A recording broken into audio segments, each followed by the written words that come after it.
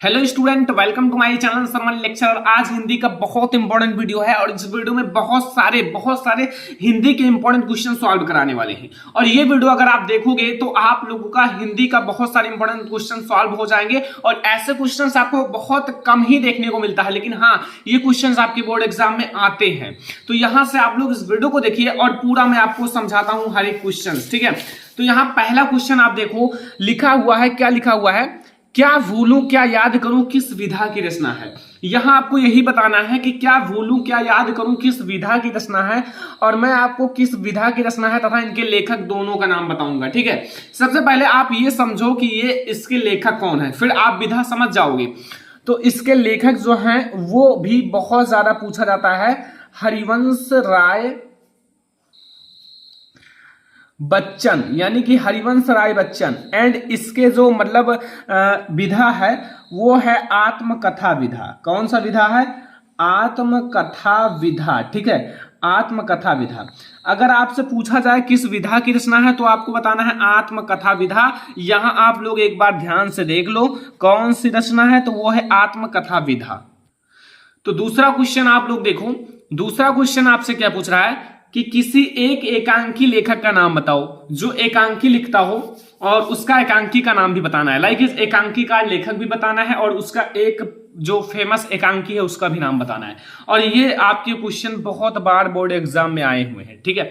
तो इसलिए आप लोग ध्यान से देखना, और हाँ, पूरा आप लोगों का फोकस इसी सारे क्वेश्चन पर होना चाहिए, क्योंकि ये क्वेश्चन आपके बोर्ड एग्जाम के लिए बहुत ज्यादा इंपॉर्टेंट है। तो किसी एक एकांकी का लेखक, देखो मैं आपको इसका आंसर उत्तर बताता हूं, वो है राम कुमार वर्मा।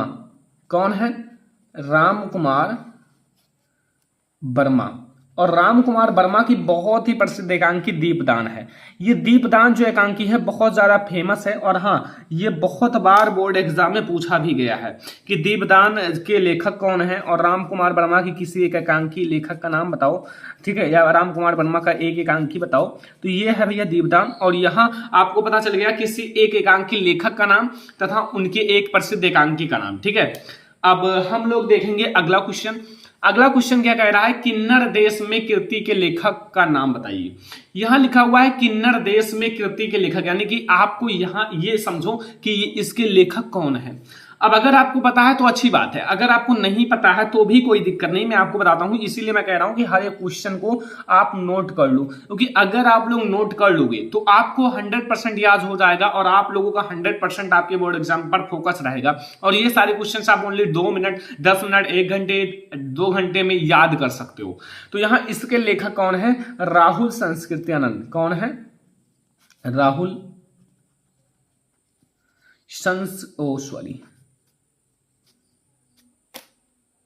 वो है राहुल संस्कृत्यानंद, ठीक है।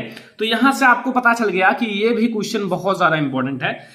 तो यहां से आपका तीसरा क्वेश्चन भी कंप्लीट हो ही चुका है और बहुत ज्यादा इंपॉर्टेंट है। अगर आप लोग नोट नहीं करोगे तो बाद में पछताओगे। अगर आप, ये सारे क्वेश्चंस आपके लिए ऐसी चीज है जो हिंदी का बेसिक है, और अगर ये बेसिक चीज भी 10 नंबर का आता है तो फिर तैयार क्यों ना करें, तैयार कर लो, फिर आगे चलकर आपकी सारी चीजें तैयार होती जाएंगी, ठीक है। चौथा क्वेश्चन आप लोग ध्यान से पढ़ो, हिंदी के किन्हीं 2 प्रमुख आत्मकथा लेखक का नाम। अभी तक आपने पढ़ा है आत्मकथा लेखक वो मतलब हरिवंश राय बच्चन जी को पढ़ा है, अभी आपने जस्ट पढ़ा है।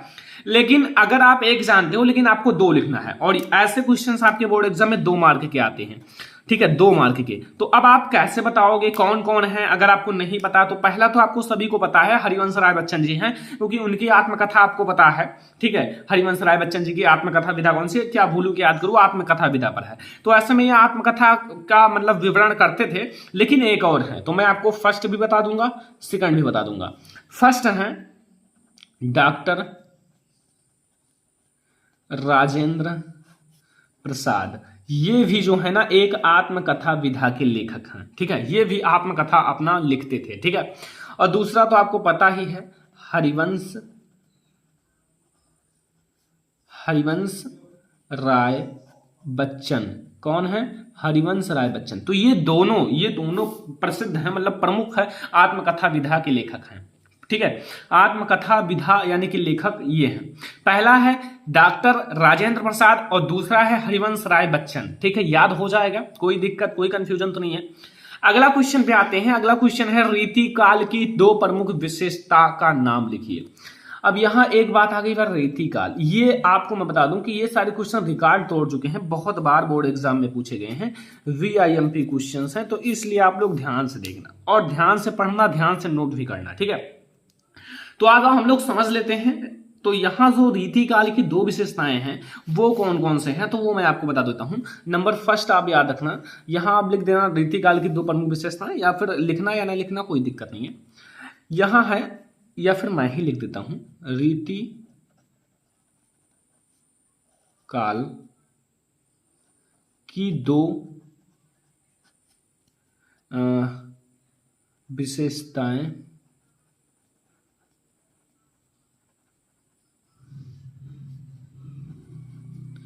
का नाम। रीतिकाल की दो विशेषताओं का नाम। नंबर फर्स्ट है श्रृंगार रस की प्रमुखता, ये नंबर फर्स्ट है। नंबर सेकंड आप लोग देख लो, नंबर सेकंड है ब्रज भाषा का, ब्रज भाषा का प्रतिष्ठा, या फिर मैंने और भी बताया था जैसे ब्रज भाषा का चरमोत्कर्ष।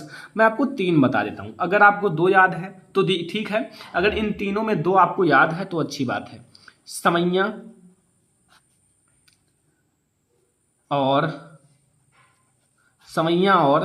छंदों का प्रयोग, सवैया और यहां दोहा लिख दो, दोहा छंदों का प्रयोग। तो यहां मैंने आपको 3 विशेषता बताया। अब तीनों अगर आपको नहीं याद है तो याद कर लो, तीनों आप देख सकते हो। नंबर फर्स्ट है श्रृंगार रस की प्रधानता या फिर प्रमुखता। नंबर 2 है ब्रजभाषा का प्रतिष्ठा। नंबर 3 है समैया और दोहा छंदों का प्रयोग। ये रीतिकाल की मैंने 3 विशेषताएं बता दी, ताकि अगर आपको 3 बताएंगे तो इसमें से 2 याद ही रहेगा, 2 से अगर 1 ही याद है तो फिर आपका 1 तो याद है, 1 नंबर तो बचेगा, ठीक है। अगर आपके हैंड में है, अगर आप तीनों याद कर लेते हो तो 2 तो आप ऑटोमेटिक लिख ही दोगे। यहां लिखा हुआ रीतिकाल के 2 प्रमुख कवियों का नाम। रीतिकाल के 2 प्रमुख कवियों का नाम भाई, तो पहला कवि, ठीक है, एंड दूसरा कवि भी देख लो। अगर आप रीतिकाल के प्रमुख कवियों का नाम नहीं जानते हो तो इसका मतलब है कि आप लोगों ने थोड़ा कम पढ़ा है। अब अपनी मतलब थोड़ा ज्यादा पढ़ो इस चीज को, क्योंकि ये सारे आपके बोर्ड एग्जाम में 2 मार्क के आते हैं। तो पहला है, यहां मैं कवि डाल देता हूं और यहां इनकी रचनाएं भी डाल देता हूं, रचनाएं, ठीक है। कवि लाइकेज आप लिख सकते हो केशवदास। कौन है? केशवदास।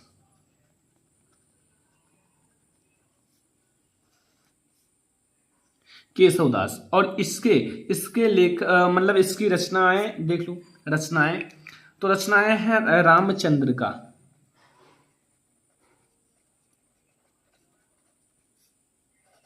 रामचंद्र का।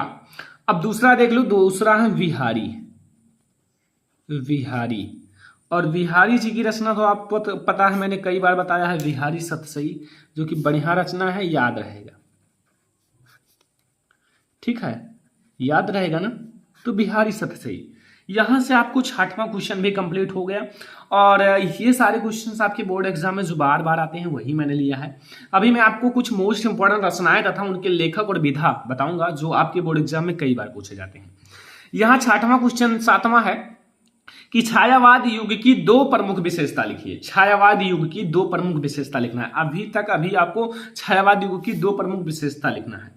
तो मैं आपको 2 प्रमुख विशेषता ही बता देता हूं, नंबर फर्स्ट एंड नंबर 2। तो नंबर फर्स्ट मैं आपको बता दूं, वो है नंबर फर्स्ट है प्रेम सौंदर्य का चित्रण। कौन है? प्रेम सौंदर्य का चित्रण, प्रेम सौंदर्य का चित्रण।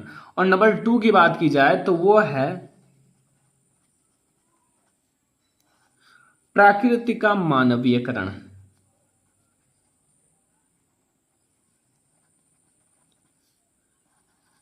प्राकृत का मानवीयकरण। तो यहां से आपको ये चीजें समझ में आ गई कि ये 2 प्रमुख विशेषता किसके हैं? छायावाद युग के। देखो मैं आपको विशेषता इसलिए बता रहा हूं कि विशेषता एक आपके बोर्ड एग्जाम में जरूर आएगा, दो मार्क का रहेगा। यहां से 2 मार्क आपको गेन करने के लिए कम से कम 2 से 3-4 विशेषताएं पढ़ना पड़ेगा। लाइक रीति काल की विशेषता, छायावाद युग की विशेषता, एंड अभी मैं आपको एक और विशेषता बताऊंगा जो कि आगे आपको पता चल जाएगा। जैसे ही आगे आगे चलते रहोगे सब कुछ पता चल जाएगा। 8वां क्वेश्चन देखो, छायावाद युग की 2 कवियों तथा उनकी रचनाओं का नाम। अभी हमने पढ़ा था कि छायावाद युग की विशेषता, अब 2 कवि तथा उनकी रचना का नाम। तो नंबर फर्स्ट और नंबर सेकंड दोनों देखेंगे। नंबर फर्स्ट में देखूंगा महादेवी वर्मा जी हैं, महादेवी वर्मा, और इनकी रचना अगर बात की जाए तो अतीत के चलचित्र, कई सारी रचनाएं आपको याद होगा महादेवी वर्मा जी की, स्मृति की रेखाएं, ठीक है, एंड अतीत के चलचित्र मैंने लिया है, तो अतीत के चलचित्र ये इनकी रचना है। और अगर और दूसरा देखा जाए तो दूसरा आप ले सकते हो छायावाद युग का है ना, छायावाद सुमित्रा नंदन पंत को ले लो, सुमित्रा नंदन पंत। और सुमित्रा नंदन पंत जी की जो रचना है लोकायनन,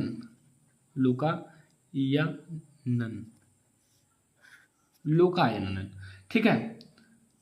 अब यहां से आपको समझ में आ गया होगा, ये स्टूडेंट ता है, ठीक है, लोकायतन ये ता है, ठीक है, लोकायतन ना नहीं है ता है।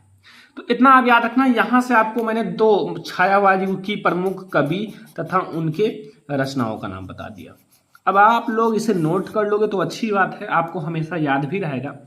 अब देखो, प्रयोगवादी काव्यधारा की 2 प्रमुख विशेषता लिखिए। प्रयोगवादी काव्यधारा की 2 प्रमुख, तो मैं आपको फर्स्ट भी बताऊंगा, सेकंड भी बताऊंगा, थर्ड भी बताऊंगा। क्योंकि विशेषता मैं 3 क्यों बता रहा हूं, क्योंकि आपको अगर 3 याद रहेगा तो 2 आप ऑटोमेटिक लिख ही दोगे, कोई दिक्कत नहीं आएगा। तो यहां पहला आप याद रखो, कुंठा एवं निराशा का स्वर, कुंठा एवं निराशा का स्वर, ठीक है, ये फर्स्ट है, कुंठा एवं निराशा का स्वर। दूसरा है व्यंग की प्रधानता।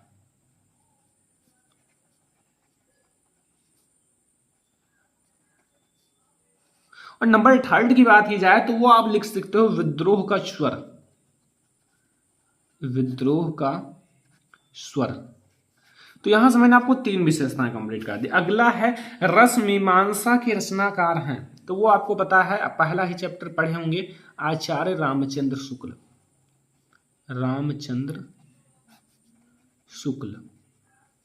ओके, तो यहां से आपको मैंने ये क्वेश्चंस करा दिए। अब बात वो आती है जो ये सारे इंपॉर्टेंट हैं, वो VIMP हैं, जरूर तैयार कर लेना, और ये आपके बोर्ड एग्जाम में जरूर आएंगे। तो यहां से अगर आप ये तैयार कर लेते हो, फिर हम लोग अगली चीज देखेंगे जो बहुत ज्यादा इंपॉर्टेंट है आपके बोर्ड एग्जाम के लिए, ठीक है।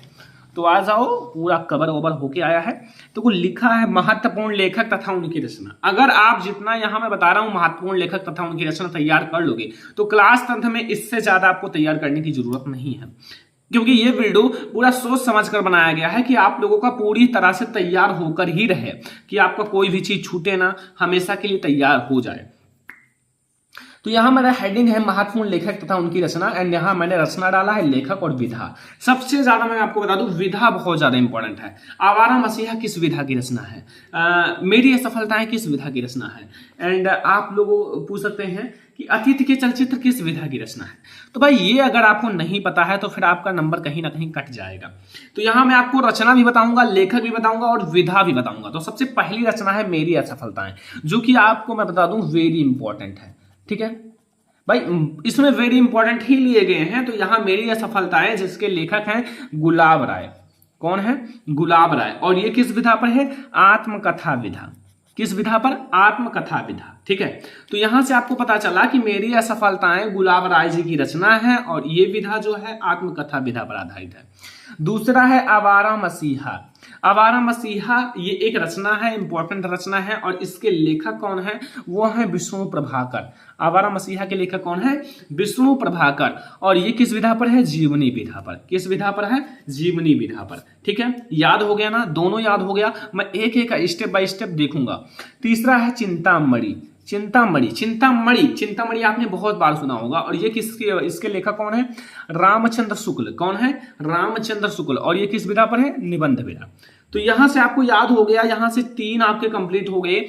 एंड चौथा आप लोग देख लो यहां ध्रुव स्वामिनी जिसके लेखक कौन है? जयशंकर प्रसाद। कौन है? जयशंकर प्रसाद। और ये किस विधा पर है? नाटक विधा। किस विधा पर है? नाटक विधा। यहां से आपका चौथा भी तैयार हो गया। ऐसे आप तैयार करते रहो, जितना ज्यादा आप रचनाएं, लेखक और विधा तैयार कर लोगे उतना ही ज्यादा आपको फायदा होने वाला है, इतना ही ज्यादा आपका नंबर उठ सकता है, बोर्ड एग्जाम में उतना ही ज्यादा नंबर आ सकता है। पांचवा है उजली आग। उजली आग ये है रचना और इसके लेखक कौन है? रामधारी सिंह दिनकर। ऐसा मत सोचना, रामधारी सिंह दिनकर जी हैं और इसके जो विधा है वो निबंध विधा पर है। तो यहां आपको ये भी समझ में आ गया, कोई दिक्कत नहीं, कोई कंफ्यूजन नहीं, क्योंकि हर एक चीज बिना कंफ्यूजन के याद करो, क्योंकि आपको कंफ्यूजन नहीं करना है, चिंता नहीं लेना है, हर एक चीज आपको याद होगा। ठीक है, अगला देखो, अगला है ठूठा आम। ठूठा आम जो है बहुत ज्यादा इंपॉर्टेंट है, 6वां नंबर है और इसके लेखक कौन है? वो है भगवत शरण उपाध्याय। कौन है? भगवत शरण उपाध्याय। कौन है? भगवत शरण उपाध्याय। और ये किस विधा पर है? तो वो है संस्मरण विधा। किस विधा पर है? संस्मरण विधा। यहां से अगर आपसे कोई भी पूछ ले इस 6 में से, तो आप क्या बता ले जाओगे? क्या आपको कोई दिक्कत होगा? विधा, लेखक, रचना, लैकेज आपसे कोई पूछ ले चिंतामणि किस विधा पर है, तो आप याद रखो निबंध विधा पर। एंड उजली आग किस विधा पर है? निबंध विधा। और ठूठा आम किस विधा पे है? संस्मरण विधा। तो थोड़ी अगर आप अपने माइंड को रिफ्रेश करो, मतलब अपने माइंड को केवल पढ़ाई में रखो और कहीं नहीं दौड़ाओ, क्योंकि अगर आपका एक टारगेट है तभी पूरा होगा, अगर आपका गोल है 90% तभी पूरा होगा, क्योंकि अगर आपका गोल 90%, 80%, 60%, 14% ऐसा है तो आपका कभी भी वो टारगेट पूरा नहीं होगा, वो टारगेट आधा का आधा अधूरा ही रह जाएगा। तो टारगेट एक रखो और उस टारगेट के पीछे दौड़ो, उस गोल के पीछे दौड़ो, तो फिर आपका गोल भी पूरा हो जाएगा और आप वो भी पा जाओगे जो आपका मुकाम है।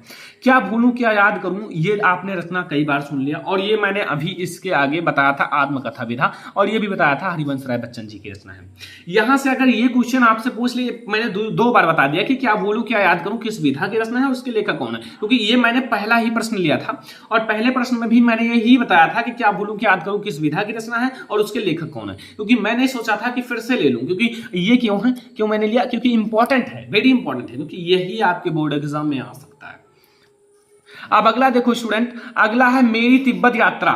मेरी तिब्बत यात्रा, ठीक है, मेरी तिब्बत यात्रा एक रचना है जिसके लेखक कौन है? राहुल संस्कृत्यानंद। राहुल संस्कृत्यानंद, जो कि अभी मैंने आगे ही बताया था और आई होप कि आपको पता भी होगा। और ये जो है यात्रा वृत्त विधा पर है, यात्रा वृत्त विधा। अब क्यों है? क्योंकि यहां यात्रा लग गया तो इसीलिए यात्रा वृत्त विधा पर है।